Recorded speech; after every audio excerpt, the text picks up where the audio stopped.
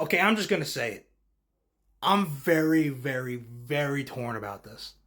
I am very, very torn. I really don't know what I want, and I don't know which way they're going to go.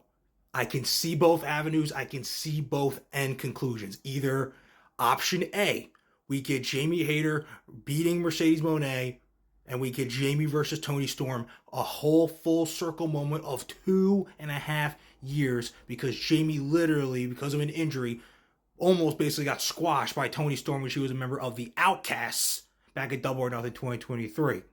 Now this is a completely different Toni, and even better Toni, but the story is obviously still there. And then we get Mercedes Athena Part 2 in Texas for the TBS title. That's where Mercedes finally loses the TBS title.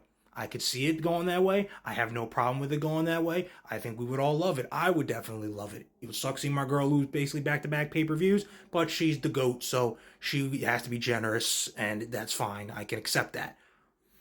Or it can go the other way. Option B, Mercedes celebrates her 1 year anniversary as TBS champion by beating Jamie Hayter. Instant classic.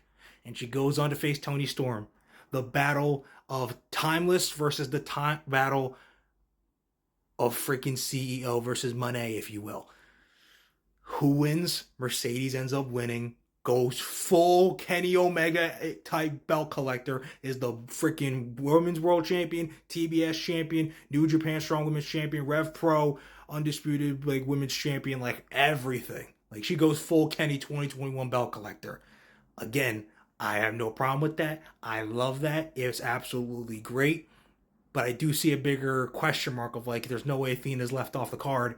What do you do with her at All In? Easy solution. You could do a women's gauntlet match, like a women's casino gauntlet, like you did for the men last year. But I also feel like they're going to probably possibly do one for the men.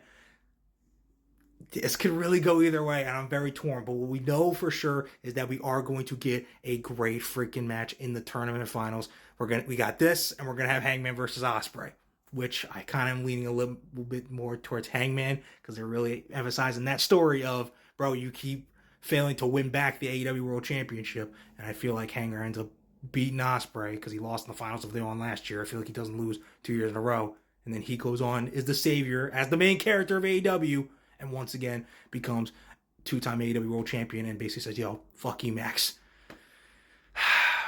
But shit, this is good. This is a toss-up for people worried about Chris Statlander. She's gonna be fine. I think 2026 is definitely her year.